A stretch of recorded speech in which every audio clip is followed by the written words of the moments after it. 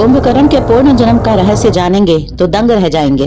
रामायण का एक प्रमुख पात्र है कुंभकर्ण। रावण का यह भाई इतना विशाल और भयंकर था कि एक दिन में कई गांवों का भोजन अकेले खा जाता था। भूख शांत न होने पर यह प्रजा को भी खा जाया करता था। ब्रह्मा जी भी कुंभकर्ण की इस शक्ति से चिंतित थे।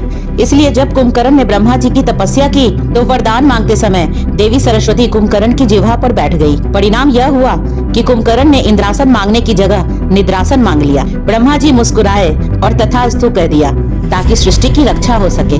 लेकिन रावण की विनती पर 6 महीने में एक दिन जागने का वरदान दे दिया, जिससे कुंभकर्ण 6 महीने सोता था, फिर एक दिन उठकर भोजन करके फिर सो जाता था। इस भयंकर राक्षस की कहानी बस इतनी ही नहीं है। रामायण में कुंभकर्ण के पूर्व जन्म का भी उल्लेख मिलता है। यह भयंकर राक्षस पूर्व जन्म में भगवान विष्णु के साथ महायुद्ध कर चुका है। पूर्व जन्म में भगवान विष्णु को युद्ध के लिए ललकारते हुए यह वैकुंठ में पहुंच गया था। वहां भगवान विष्णु के साथ इस असुर ने अपने भाई के साथ मिलकर 5000 साल तक युद्ध किया था, जिसका जिक्र देवी भागवत पुराण में मिलता है। पूर्व जन्म में कुंभकर्ण मधु नामक असुर था और इसका भाई कैटभ था। भगवान विष्णु से युद्ध करते हुए जब 5000 साल हो गए, तब देवी योग माया ने इसकी बुद्धि का हरण कर लिया और वह अहंकार में आकर भगवान विष्णु से ही वरदान मांगने के लिए कहा। बस यही भूल कर गया वह असुर।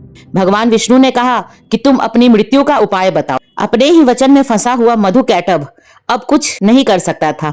इसने बताया कि उसकी मृत्यु केवल भगवान की जंघा पर हो सकती है। भगवान ने अपने शरीर का विस्तार करना शुरू किया और अपनी जंघा में फंसाकर इन दोनों का सिर सुदर्शन चक्र द्वारा धड़ से अलग कर दिया। कुंभकर्ण राक्षस होकर भी राम की माया को जानता था।